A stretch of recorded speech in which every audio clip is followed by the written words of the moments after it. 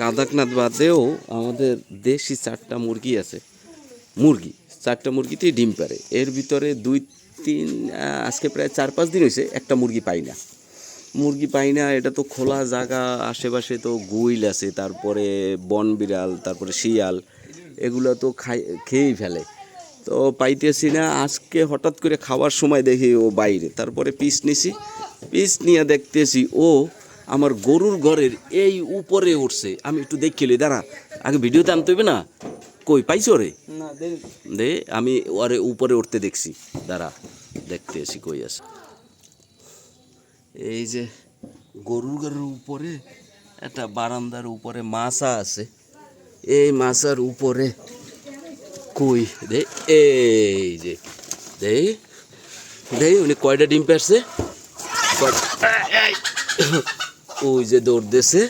কয়টা দেখতো? একটা, দুটো, তিনটে, চারটে, পাঁচটা, ছয়টা, সাতটা, আটটা, নয়টা, 10টা।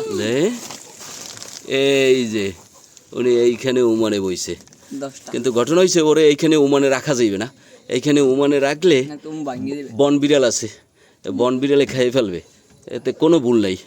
ওরে অন্য জায়গায় উমে দেবো। ও যেহেতু আমি উমে দিতে চাই না, যেহেতু বৈশা পড়ছে, তাইলে ওরে ভিতরে নিয়ে এক জায়গায় নিরাপদ জায়গায় নিয়ে দেবো উমে।